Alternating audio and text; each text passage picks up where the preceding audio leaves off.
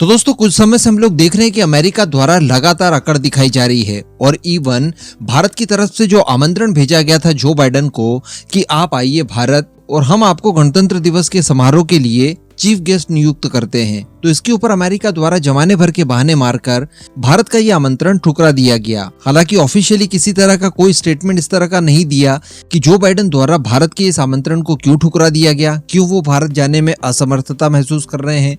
लेकिन इसके पीछे कारण क्या है तो वो हम सभी लोगों को पता है। पिछले कुछ समय से जो लगातार भारत और अमेरिका के बीच में चल रहा है, यही सारा कारण इस आमंत्रण के ठुकराव के पीछे दिखाई दे रहा है साफ साफ।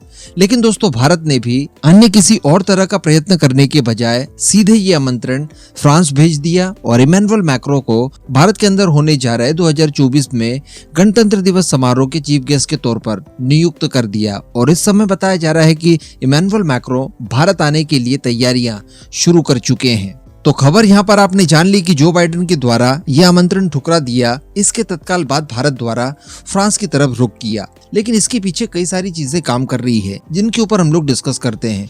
देखिए, रशिया यूक्रेन वॉर के बाद से ही फ्रांस और अमेरिका के बीच में इस बात का कंपटीशन शुरू हो गया कि कौन भारत के लिए दूसरा रशिया बनने के लिए पूरी तरह से तैयार है। इसके बाद भारत को दोनों देशों की तरफ से ऑफर्स के बाद ऑफर्स मिलने लगे। इसके साथ साथ फ्रांस के अंदर जो बेस्टिल डे परेड हुआ था, वहां पर प्राइम मिनिस्टर मोदी को चीफ गेस्ट के तौर पर बुलाया। ये बहुत बड़ा सम्मान था भारत के लिए। अब इसी तरह का सम्मान अमेरिका द्वारा भी दिखाया गया और अमेरिका द्वारा पीएम मोदी को स्टेट विजिट पर बुलाया गया, उन्हें आमंत्रित किया गया। तो कहने का मतलब एक कंपटीशन चल रहा था कि भारत के साथ सहयोगात्मक संबंधों को कौन ज्यादा मजबूत करेगा। लेकिन दोस्तों मैं आपको बता दूं कि फ्रांस भारत के लिए वो है जो अन्य कोई और देश नहीं बन सकता। देखिए कि एग्जाम्पल से समझिए, अमेरिका भारत से कभी भी ज्यादा अच्छी दोस्ती नहीं रखता। इसके पीछे कारण क्या है? कारण यह है कि भारत एक डेमोक्रेटिक देश है और भारत में कभी भी सरकार बदल सकती है। ऐसी परिस्थिति में जब नई सरकार आती है तो उसका पॉइंट ऑफ व्यू चेंज हो जाता है, उसकी नीतियां चेंज हो जाती है, पॉलिसीज में बहुत ज्यादा बदलाव देखने के लिए मिलता है। इस वजह से किसी एक देश के साथ उतनी घनिष्ठता मेंटेन नहीं होती। यही केस इजराइल के मामले में है। आज इजराइल के साथ हमारे संबंध अच्छे हैं, लेकिन गवर्नमेंट चेंज हो जाने के बाद शायद ऐसा कुछ नहीं रहेगा। इस वजह से देखा यह गया है कि मिडिल ईस्ट के कुछ अनडेमोक्रेटिक देश, उनसे ज्यादा घनिष्ठता मेंटेन करता है अमेरिका बजाय भारत के।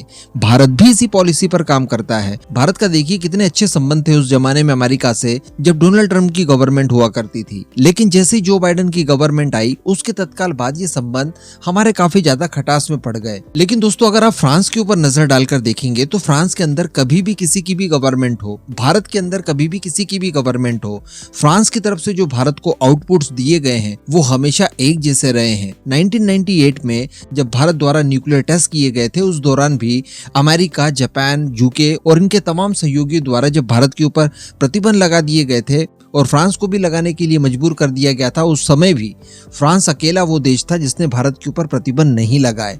तो कहने का मतलब तब से लेकर आज तक फ्रांस की तरफ से जो आउटपुट्स हमें देखने के लिए मिल रहे हैं ये काफी ज्यादा अभूतपूर्व है। और ऐसी परिस्थिति में भारत का झुकाव भी ऑब्वियसली फ्रांस की तरफ ही ज्यादा होना चाहिए। अब फ्रांस के राष्ट्रपति को हम लोगों ने आमंत्रित कर दिया, वो चीफ गेस्ट के तौर पर भारत आएंगे तो आएंगे, लेकिन इसके बीच में कई और सारी चीजों के ऊपर भी अब डिस्कशन करने के लिए मौका मिल जाएगा। सबसे पहले तो ये अमेरिका को भी एक झटका होगा। किसी अन्य राष्ट्रीय अध्यक्ष को बुला सकते थे, लेकिन फ्रांस के राष्ट्रपति को बुलाना अमेरिका को एक झटका इसलिए हो सकता है क्योंकि रिसेंटली फ्रांस के राष्ट्रपति चाइना जाकर अमेरिका का खुले शब्दों में विरोध कर चुके हैं। इवन यूरोपियन यूनियन में फ्रांस इस समय एक लौता ऐसा देश है जिसने अमेरिका के खिलाफ एक मोर्चा सा खोल रखा है। इसके साथ साथ रिसेंटली खबरें निकल कर आई थी, मैंने भी आपको बताया था कि भारत द्वारा नौसेना के विमानों के लिए जो टेंडर जारी किया गया था, जिसके लिए भारतीय नौसेना द्वारा रफाल एम को फाइनल कर लिया गया है, उसके लिए ऑफिशियली बिडिंग भी फ्रांस के द्वारा सबमिट कर दी गई है। तो इन सब मुद्दों के ऊपर डिटेल में इस समय डिस्कशन होगा। एमका का इंजन इस विजिट के दौरान खास आकर्षण का केंद्र रहेगा। उसके ऊपर नजरें बनी रहेगी कि क्या यहाँ पर भारत और फ्रांस के बीच में इंजन डेवलपमेंट को लेकर सहयोग बनता है।